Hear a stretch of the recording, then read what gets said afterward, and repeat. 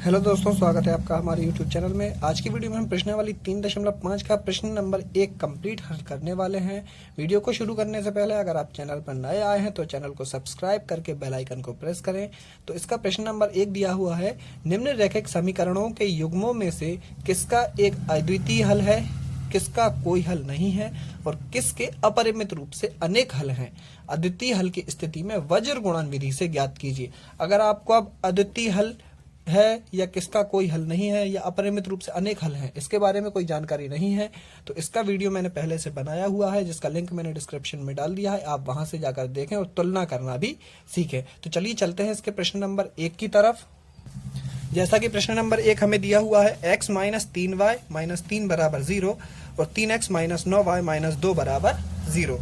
तो सबसे पहले हल उपयुक्त समीकरण की तुलना व्यापक समीकरण ax plus by plus c बराबर 0 से करने पर।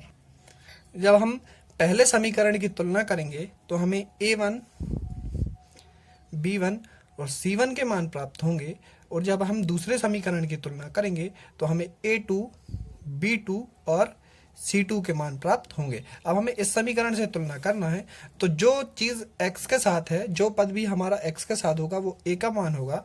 तो जैसे समीकरण में 1 में हमारे साथ एक x के साथ कुछ भी नहीं है तो उसकी जगह हम 1 मानेंगे। तो a1 बराबर 1। y के साथ b होती है और पहले समीकरण में y के साथ -3 है तो b1 बराबर -3। फिर c की जगह इसमें दिया हुआ है 3 तो c1 बराबर 3। अब दूसरे समीकरण में जो होंगे वो a2, b2 और c2 के मान होंगे। तो a की जगह यहाँ पर दिया हुआ है 3 तो a2 बराबर 3, b की जगह दिया हुआ है -9 तो -9 और c की जगह दिया हुआ है 2 तो -2। यानी हमारी कंडीशन बनी 1/3 बराबर -3 बटे -9 बराबर 3/2। माइनस से माइनस कट गया, 3 एकम 3, 3 तिया 9, यानी 1/3 बराबर 1/3 बराबर 3/2।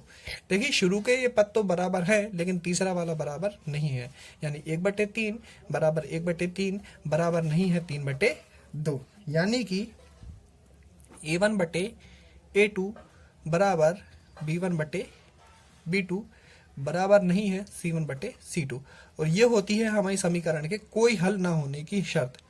अतः समीकरण का कोई हल नहीं है, और अगर इसका कोई हल नहीं है तो ये आगे हल होगा ही नहीं।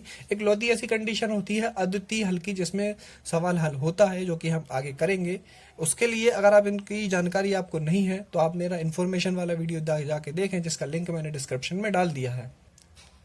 इसका दूसरा सवाल हमें दिया हुआ है 2x प्लस वाई बराबर 5 और 3x प्लस 2y बराबर 8। तो आपको ध्यान रखना है कि वज्र गुणन करते समय या तुलना करते समय आपके तीनों पद LHS में होना चाहिए और RHS में 0 होना चाहिए। तो हम इसको कर लेते हैं। तो 2x प्लस वाई 5 प्लस का है, इस तरफ आया तो माइनस का हो गया, बराबर में 0। ये हो गया हमारा समीकरण 1। और 3x प्लस 2y 8 RHS में प्लस का है, LHS में आया तो माइनस का हो गया और बराबर में 0। ये हो गया हमारा समीकरण 2। उपयुक्त समीकरण की तुलना व्यापक समीकरण ax plus by plus c बराबर 0 से करने। तुलना जब हम करेंगे तो हमें a1, b1, c1 और a2, b2 और c2 के मान प्राप्त होंगे। यानी समीकरण 1 में जो है वो a1, b1 और c1 के मान होंगे, और समीकरण 2 में जो है वो a2, b2 और c2 के मान होंगे। देखिए a1 की जगह 2, b1 की जगह यहाँ पर कुछ नहीं है तो 1, और c1 की जगह -5, a2 की जगह 3, b2 की जगह 2 और c2 की जगह -8, ये वाला -8 c2 की जगह। अब हम इनकी तुलना करें तो 2/3 बराबर 1/2। क्या ये बराबर है? बराबर नहीं है। 2/3 बराबर नहीं है 1/2, यानी a1/a2 बराबर नहीं है b1/b2। अतः समीकरण के अद्वितीय हल होंगे, क्योंकि ये अद्वितीय हल की शर्त है। तब समीकरणों को वज्र गुणन विधि से हल करने। और समीकरण थे आपके 2x प्लस वाई माइनस 5 बराबर 0 और 3x प्लस 2y माइनस 8 बराबर 0। यह सिर्फ मैं अभी आपको समझा रहा हूं, हल हम बाद में करेंगे। देखिए, इनको करने के लिए हमें 3 निशानों को फॉलो करना है। सबसे पहले इस तरीके से, फिर इसी तरीके से, और तीसरी बार भी इसी तरीके से। लेकिन इन पे जब नंबर डलते हैं 21, 12 और 21, तो ये निशान थोड़े से अलग हो जाते हैं। यानी सबसे पहला वाला हमें निशान देखना है, ये वाला। तो जब हम x वाले पद को छुपाएंगे तो सबसे पहले हमें एक नंबर ऐसे में डला है तो हम इसका और इसका गुणा करेंगे, फिर माइनस लगा के 2 नंबर ऐसे में डला है तो इसका और इसका गुणा करेंगे। इसी तरीके से इन निशानों को भी हम सवाल में हल करेंगे। देखिए कैसे करेंगे। तो ये हमने समीकरण लिख लिए। अब लिखिए x बटे बराबर y बटे बराबर 1 बटे। अब देखिए, सबसे पहले हमें x वाले को करना है और उसका कॉलम ये है। तो x वाले को करने के लिए x वाले को छुपाइए और सबसे पहले निशान में हमारा एक नंबर इस तरफ में डला है तो इसका और इसका गुणा कीजिए। तो यहाँ पर कुछ नहीं है तो 1 मानेंगे। 1 का -8 में गुणा किया तो -8। अब 1 माइनस आता है हमारा सूत्र का। अब देखिए, अब हम इसका गुणा इसमें करेंगे तो 2 का गुणा -5 में किया तो 2 पंजे 10 और इस माइनस की वजह से ये -10। अब हम चलते हैं y वाले की तरफ। y वाले के लिए हम इस निशान को फॉलो करेंगे। सबसे पहले y वाले को छुपाइए और एक नंबर डला है ऐसे में तो हम इसका और इसका गुणा करेंगे तो 3 5 होते हैं हमारे 15, प्लस और माइनस हुआ माइनस। अब 1 माइनस आया हमारा सूत्र का। अब हम करेंगे ऐसा गुणा तो 2 और 8, 2 अट्ठे -16 बराबर। अब हम आ गए हमारे तीसरे निशान की तरफ। तो इसको छुपा लीजिए। तीसरा निशान सबसे पहले हमारा ऐसा डला है तो हम इसका और इसका गुणा करेंगे तो 2 दूनी 4, 1 माइनस सूत्र का आया। अब हम ऐसा गुणा करेंगे तो 3 और 1, 3 एकम 3। तो ये सारे हमारे गुणा हो गए। अब हम इसको हल आगे करते हैं तो x बटे -8 माइनस और माइनस हो गया हमारा +10 बराबर y बटे -15 माइनस माइनस हो गया हमारा +16 बराबर 1 बटे 4 में से 3 गया तो बचा 1। अब एक बार इसको छुपाइए और एक बार इसको छुपाइए तो x बटे 10 में से 8 गए तो बचे 2 बराबर इसको छुपाया तो बचा ये। तो ये आ गया हमारा 1 बटे 1 एवं y बटे 16 में से 15 गया तो बचा 1 बराबर 1 बटे 1।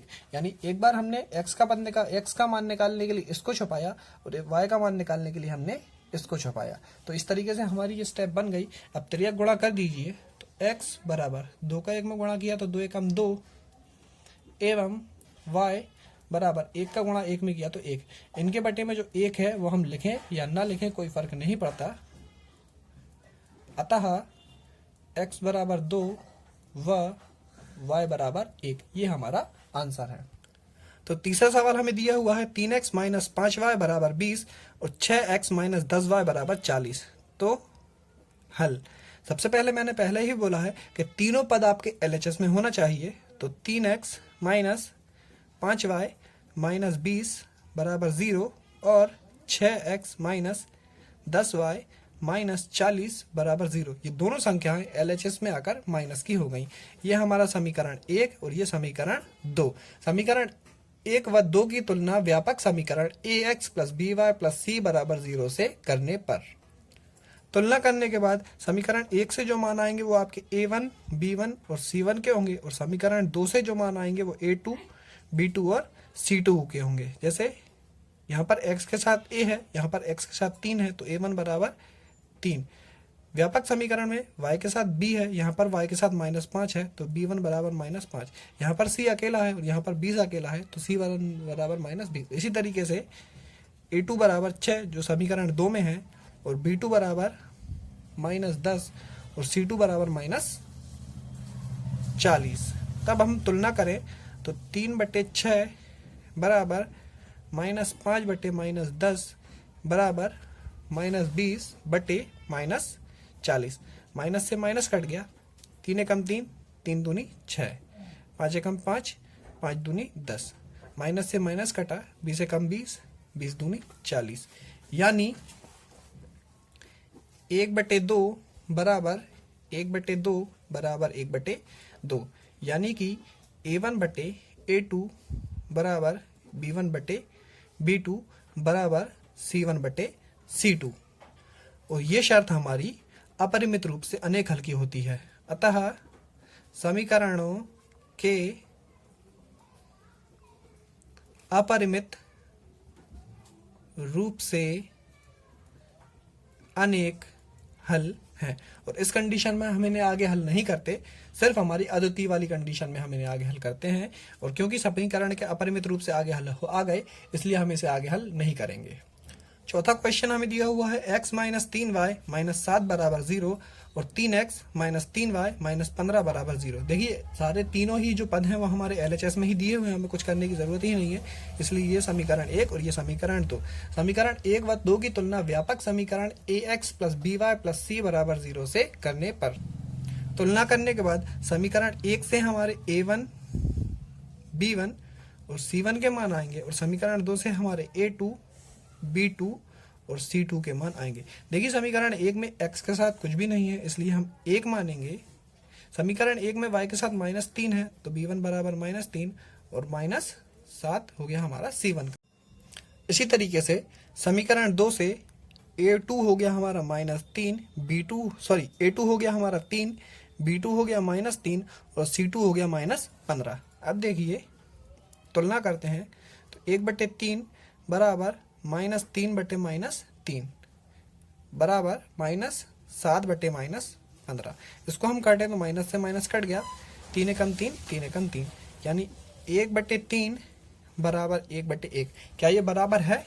ये बराबर नहीं है, इसलिए बराबर नहीं है, यानी कि A1/A2 बराबर नहीं है B1/B2। और हम जानते हैं कि ये होती है हमारी अद्वितीय हल की शर्त। अतः समीकरण के अद्वितीय हल होंगे तब इन्हें वज्र गुणन विधि से हल करने पर। क्योंकि अब इस सवाल को हम वज्र गुणन विधि से हल करने वाले हैं, इसलिए हमें पिछली सवाल की तरह इन निशानों की जरूरत पड़ेगी। तो पिछले सवाल की रहता है सबसे पहले x/, बराबर y/, बराबर 1/। सबसे पहले हम x का कर रहे हैं, तो हम इस निशान को फॉलो करेंगे और x वाले पद को छुपाएंगे। तो सबसे पहले ऐसा गुणा कीजिए, तो -3 का -15 में गुणा किया तो 15 तिया 45, माइनस माइनस प्लस 15 तिया 45। अब ये माइनस आया हमारा सूत्र का। अब हमें करना है ऐसा गुणा, तो 3 का 7 में किया तो 7 तिया 21 और माइनस माइनस प्लस। ये माइनस ध्यान रखना है, हमें सूत्र में आता है जब हम अगली संख्या का गुणा करते हैं। अब हमें इस निशान को फॉलो करना है, यानी y वाले संख्या को हल करना है, तो y वाले को छुपा लीजिए और सबसे पहले ऐसा गुणा करना है, क्योंकि यहाँ पर हमारा 1 नंबर डाला है। तो 7 का 3 में गुणा किया तो 7 तिया 21, माइनस और प्लस माइनस के 21। फिर ये एक माइनस आया हमारा सूत्र का। अब हम करेंगे ऐसा गुणा, तो 15 का 1 में गुणा किया तो 15 एकम 15, माइनस और प्लस माइनस के 15 बराबर। अब हमें इस निशान को फॉलो करना है, तो हम इसको छुपाएंगे। अब सबसे पहले ऐसा गुणा करना है, क्योंकि इस पर 1 नंबर डाला है। 3 का 1 में गुणा किया तो -3 एकम -3। अब एक माइनस आया हमारा सूत्र का। अब हमें करना है ऐसा गुणा, तो 3 का -3 में किया तो 3 तिया -9। ये हमारे आ चुके हैं। अब देखिए x/45 में से 21 को घटाइए, तो 5 में से 1 गया तो 4, और 4 में से 2 गए तो 2, बराबर y/, -21 ऐसा ही और माइनस माइनस प्लस 15 बराबर 1/, -3 ऐसा ही, माइनस माइनस प्लस 9। अब आगे हम करेंगे x/24 बराबर y/, 21 में से 15 गए तो बचे -6, बराबर 1/, 9 में से 3 गए तो बचे 6। अब x का मान निकालने के लिए y वाले पद को छुपाइए और y का मान निकालने के लिए x वाले पद को छुपाइए। कैसे? x वाला पद का मान निकालने के लिए x/24 बराबर y वाला छुपाएंगे तो ये बचेगा, यानी 1/6 व y/, -6। अब इसको छुपाएंगे तो यही बचेगा, तो 1/6 बराबर इस तरीके से। अब तिर्यक गुणा कर दीजिए, तो x बराबर 24 का 1 में गुणा किया तो 24/6 व y बराबर 6 का -1 में गुणा किया तो -6/6। 6 काट दीजिए, 6 चौके 24 और 6 कम 6। अतः x बराबर 4 व y बराबर -1 और ये आपका आंसर है। अगर आपको वीडियो पसंद आएगा तो वीडियो को लाइक करें, कमेंट करें, शेयर करें और चैनल को सब्सक्राइब करके बेल आइकन को प्रेस करें।